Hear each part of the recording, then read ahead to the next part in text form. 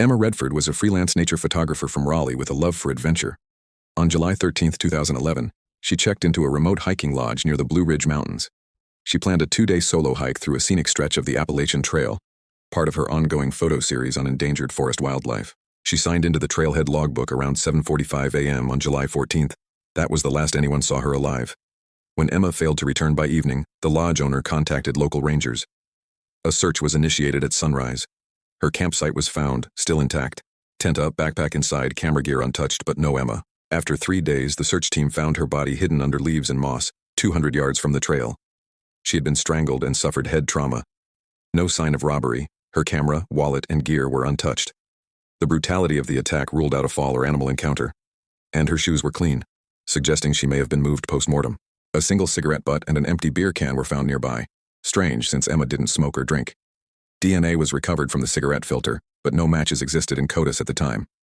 Park logs showed another hiker had signed in just before Emma that morning, a man named Daniel Voss, 38, from Ohio. His log entry mentioned a 2-day hike as well, but when authorities tried to reach him at the number and address listed, they hit a dead end. Both were fake. A witness later reported seeing Emma talking to a man near the trailhead the morning of her hike, tall with a dark beard and army-style backpack. He seemed off, according to the witness, but not threatening. A composite sketch was released, but no leads came from it. In 2019, nearly 8 years after the murder, investigators revisited cold cases using advanced genealogical DNA testing. The cigarette DNA was run through a new system, which identified a familial match in a public genealogy database. It led to Eric Voss, a man in Indiana, brother of Daniel Voss, the original suspect who'd used the fake information in the trail log. Daniel Voss had been arrested for domestic violence in 2009 but never convicted. Investigators tracked him to a rural property in Kentucky, where he had lived off the grid since 2012, evading taxes and avoiding official records. Daniel was arrested in June 2020. Initially denying involvement, he broke down after confronted with DNA results, his fake trail registration, and testimony from the 2011 witness. He confessed he had encountered Emma on the trail and attempted to flirt. When she rebuffed him, he followed her at a distance.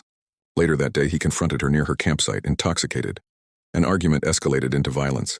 He claimed it got out of hand, but investigators believed it was a premeditated attack driven by resentment and entitlement. After killing her, he dragged her body away from the trail and covered it with debris. He then abandoned the area and created a new identity in Kentucky. Daniel Voss was charged with first-degree murder and unlawful disposal of a body. His trial began in May 2021. Prosecutors emphasized the chilling calmness with which he lived freely for 8 years, while Emma's family grieved in the dark. He was found guilty on all counts and sentenced to life imprisonment without parole. Emma's photographs were later published in a memorial collection titled Her Light in the Wild.